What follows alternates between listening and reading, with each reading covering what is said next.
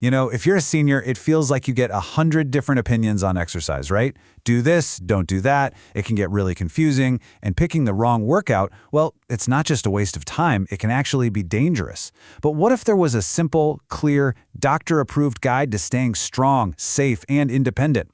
Well, that's exactly what we're going to break down right now.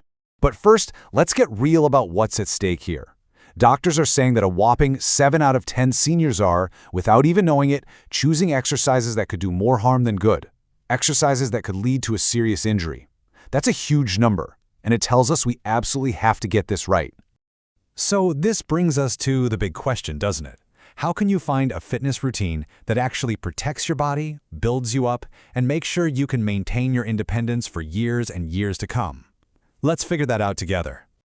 To really get to the solution, we've got to understand the biggest risk first. For seniors, the #1 threat to living independently is often a fall. But the reason falls happen, well, it's very often misunderstood. And honestly, that misunderstanding is what makes them so common. And just how common are we talking about? Well, it's pretty shocking. If you look at official data from a place like Indonesia, for example, 1 out of every 3 seniors will experience a fall this year. Think about that. If there are 30 seniors living on your street, that means 10 of them are likely to fall. This isn't some minor problem. It's a huge public health issue that we can, and we absolutely must, do something about. Now this is where things get really interesting, because it kind of flips our usual thinking on its head. We tend to blame things outside of ourselves. You know, a slippery floor, tripping over a rug. And yeah, of course, those are risks. But the real culprits, the primary causes, are internal. And here's the good news, they're preventable. It comes down to 2 things, weakening muscles and declining balance. Those 2 are the real villains behind most falls. Okay, so if the goal is to fight back against muscle weakness and poor balance, what kind of exercise is the best? Before we get to the top 4 exercises, let's look at the strict rules a doctor uses to judge them. Think of this as the ultimate checklist that guarantees a workout is actually safe and effective for you. First up, and this is non-negotiable, it's got to have a low risk of injury. So no jumping around or putting a lot of strain on your joints. Second, it has to be adaptable. It doesn't matter if you're a beginner or more advanced, you should be able to adjust it. Third, it needs to hit all the bases. We're talking strength, flexibility, balance, and cardio. And finally, number 4, it has to be practical. I mean, if you need a bunch of expensive equipment or have to go to a special gym, let's be honest, most of us just won't stick with it. All right, so after running all the options through that tough 4-part filter, doctors have landed on just 4 types of exercise that really stand out from the crowd. These aren't just random tips. This is like a strategic prescription for your long-term health and stability. And number 1, you're going to love this. It's just walking.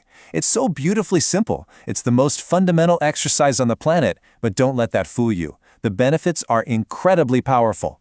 Never ever underestimate what a good walk can do for your health. And if you think it's too simple to be effective, just look at this. Research from Harvard Medical School found that walking for just 30 minutes a day can slash the risk of heart disease in seniors by an incredible 40%. I mean, wow, that's a massive return for a very small investment of your time. But, you know, to get those amazing benefits safely, how you walk really matters. Always wear comfy, non-slip shoes. Please start small, maybe just 10 minutes, and then you can build from there. Try to walk when it's cooler out and stick to flat, even ground to avoid trips. The goal is to work your way up to about 150 minutes spread throughout your week. Let's move on to number 2. This is the one that so many people miss, but it's an absolute game changer. While walking is fantastic for your heart, balance training directly attacks one of those main culprits of falls we talked about earlier. In fact, you'll hear many physical therapists call it this, the single most crucial exercise to prevent falls. So why is that? Well, as we get older, the systems that keep us steady, our inner ear, our vision, those little stabilizing muscles, they all naturally start to decline a bit. Balance training actively pushes back against that decline. And the best part? You can start doing this right now, in your own living room. Try standing on one leg for 10 seconds. Just make sure you're near a wall or a sturdy chair for support. You could also try walking in a straight line, heel to toe like you're on a tightrope. And the sit to stand? Oh, that's a powerhouse. Just rising from a chair without using your hands builds both balance and leg strength. And that leads us perfectly into our 3rd exercise, light strength training. Now, this isn't about becoming a bodybuilder, not at all. This is about fighting back against that natural, age-related muscle loss that can make everyday things like carrying groceries feel a whole lot harder.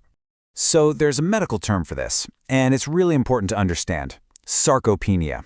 It's just the official name for age-related muscle loss. Think about it. Losing 1 to 2% of your muscle mass every single year after you turn 50, that adds up fast.